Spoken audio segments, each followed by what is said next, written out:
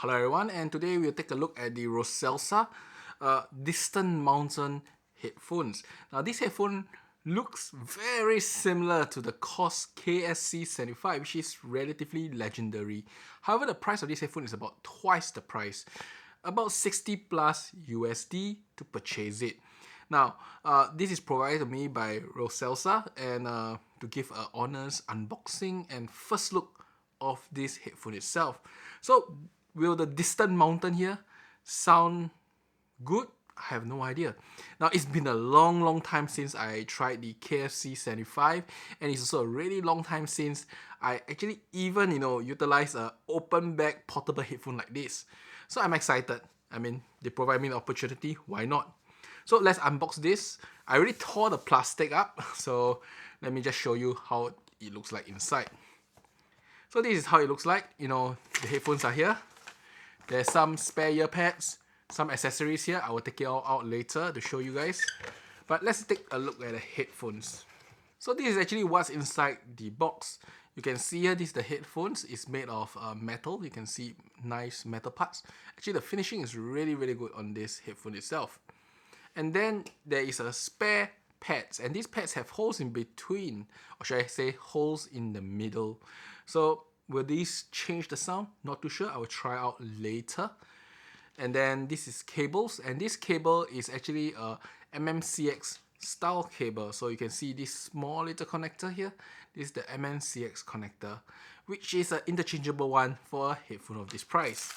Now there is a stand here, and this is of course a anime type character stand. Looks pretty okay, no complaints. So with all that said, this is how the headphones look like, and let me plug up the cables and give a first impression on how it sounds like.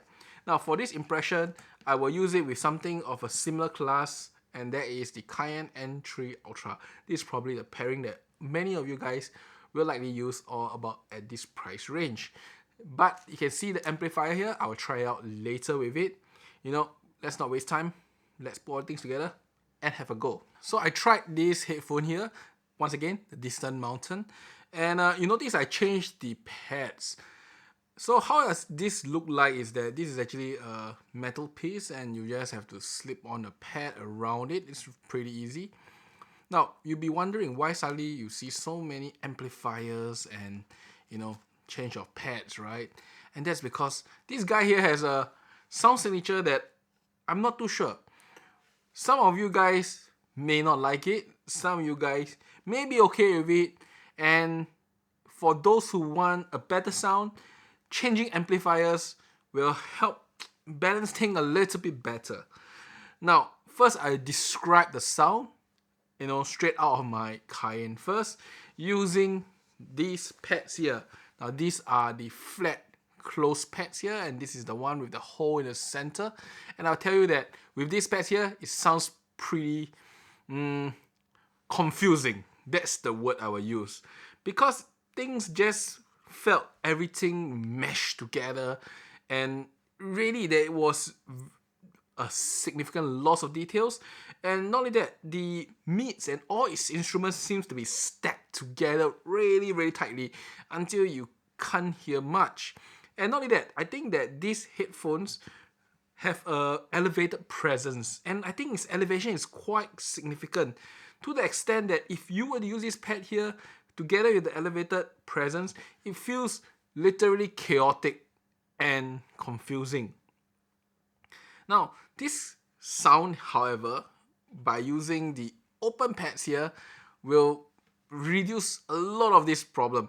I would say that, it still doesn't change that this headphone has a lot of presence boost and mids that are really packed and tight together.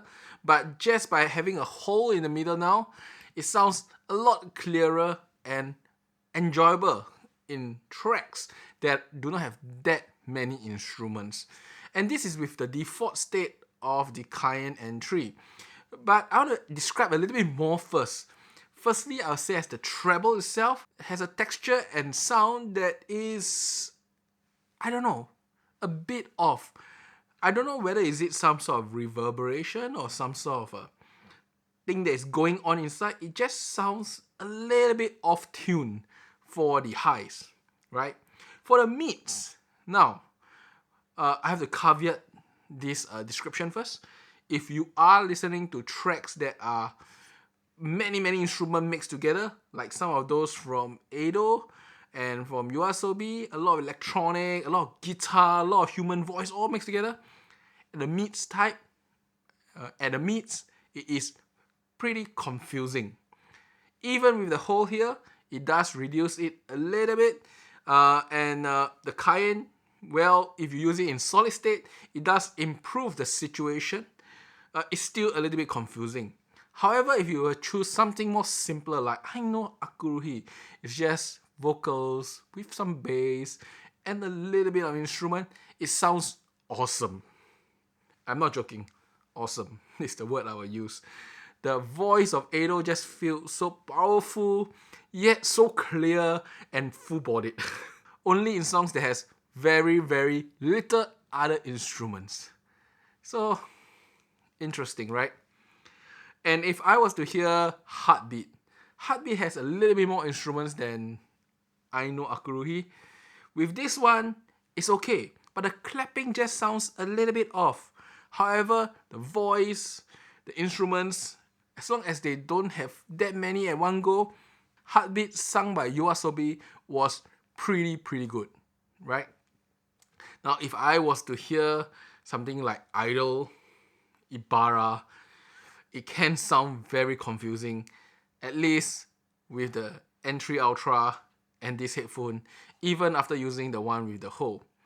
Now, before I go about some other things with the other amps, let's talk about the other sound signature. For the bass, surprisingly, it is pretty good. It is punchy, it is quick.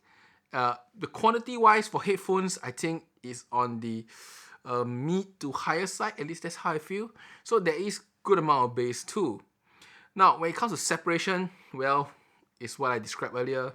The mids can get a bit confusing. Separation is a little bit tough here. When it comes to soundstage, it is a headphone, so it does sound most of the time at your ears or slightly above your ears. So it's a good thing there. Now, there is one characteristics that I also want to describe, and that is the reverb, or should I say, reflection type sound inside this headphone itself. I'm not sure is it because of the metal they use, but there is quite this bit of reflection-like sound, and it works terrible if you were to use tubes with it. So what I mean, if I was using the Cayenne Entry Ultra on tube mode, with that reflection of sound, the drag, it sounds even more confusing than ever. This reverb-like sound, if you are listening to something, say, like I Know Akuri just now, where it's just Ado's voice mainly, it sounds fabulous. But once again, if you listen with other instruments, it gets a little bit confusing there. So pretty much this is how I describe the sound signature of the Distant Mountain from Roselsa. Okay. Now, this may not sound really good, but I tell you that if I was to use another amp, things change. First, I will have to establish that utilizing the amp here, this is the EA4, one of the best amps I feel. EA4 will result in, I guess, even more confusion in the sound. Not as bad as the Entry, it does make the sound bigger, but there is still this confusion there, probably due to how the tubes work with it. This guy don't use tubes with it. The EA4, which is one of the best amp I ever used, has some serious issues if I was to use it with the Distant Mountain. Now, with the Enlem 23RM, it is really good. The Enlem 23RM will actually clear the sound up, somehow push the vocals a bit forward, and therefore reducing the presence a little bit. Things just feel a little bit more balanced, smoother, more separated. In fact, with this Enlem combination, I say that this is pretty good. Pretty good, right? Without the Enlem, I'll say it's decent for tracks without much instrument. With the Enlem, even with tracks, there's quite a bit of instrument, it's still okay. So, it is a very confusing sound test here. A headphone that cannot be used with very cheap equipment easily because it just sounds not so great there. But with high-end solid state amps, it sounds pretty good. It's a very confusing proposition. But you know what? Let me try it out with one more headphone amplifier and a separate depth and see whether will this sound signature improve further. So this became a very interesting comparison, right? You can see a lot of devices now. This is the Mesh Kobo, this is the Enlium, and this is the Loto Paw. All of them cost significantly more. Any of them can buy 50 sets of this particular headphone here. Or maybe 30 sets of these headphones here. So obviously, you will likely not want to pair with any of them because the price ratio is really awkward. However, with this combination, either Loto Paw with Enlium and Loto Paw with Mesh Kobo or Loto Paw alone will be an improvement to just make this sound good. Like good. So, what are the changes, right? With the Loto Paw and the Enlium, I would say it's a clarity increase, soundstage increase, and overall it became a decently balanced sound, but slightly thick. So unlike this one here, it still feels like it's trying to just fix the sound. This one sounds kind of balanced, and I would say it's pretty good, right? And the bass on the Enlium with this headphone is one of the best. It slams hard and it's pretty punchy for a headphone. Now, with the Mesh Kobo, well, Mesh Kobo characteristics is a little bit more on the leaner side of sound, but it gets clearer and it gets more extended in the treble. Just now I said the treble was a little bit weird. With the Mesh Kobo, the treble just sounds more right. Yes, it's no longer as bodied as the Enlium now, but it sounds more extended, a little bit more airy. Clarity was really good. Even in heartbeat, it never felt congested. Okay, I wouldn't say as never felt congested, but never felt as congested with the Canon N3 Ultra or the EA4. So clarity was pretty there. Which is clearer, right? This or this? I think the Enlium is a touch clearer because of the voicing, where the Enlium try to voice the mids, lower mids a little bit more, while Mesh Kobo is extending the treble but don't shift around the mids much. I think it makes it more treble nice. It makes it more correct, but the Enlium just a bit more clarity there. However, both of these amps are not the winner. The winner is the Loto Paw Go. Why? The Loto Paw Go with this headphone sounds the best. It makes it sound pretty good. Like, actually really good, right? So the Loto Paw Go makes the whole sound a little bit more thicker, a bit more bodied, the vocals a bit more forward, yet not losing either treble presence or anything at all. And the bass, well, it's not as tight as the Enlium, but it's still punchy. And with this lift in the the lower mids, the mids itself, and the more body there, the Loto Paw makes this headphone actually good and balanced. The presence is no longer an issue. Clarity was there. Maybe treble was still not as great as the Mesh Kobo. The bass was still not as punchy as the Enlium. But the mids are so beautiful now, right? Together, listening the heartbeat from the Loto Paw Go and the Rosella Distant Mountain, it sounds fun, exciting, smooth, and really relatively beautiful. Now this is a very confusing thing, right? Loto Paw Go, if you're looking at brand new, costs 30 times the price of this headphone here. I really don't think that is the way it should go. But the Canon first impression was pretty bad, really pretty bad. And the Loto Paw Go was really beautiful. So I do not know how to really conclude this particular headphone here. I only will have to say that this headphone scales dramatically with better equipment. However, it dislikes tubes. It just makes it more confusing sounding. In its default state, I think if you are using lower price equipment that are not so well engineered, it may sound really congested, really confusing, and unless you're listening to tracks that are potentially purely vocals, anything that makes vocals with mid instrument is not going to sound great on the distant mountain if your setup, just doesn't balance the sound properly, right?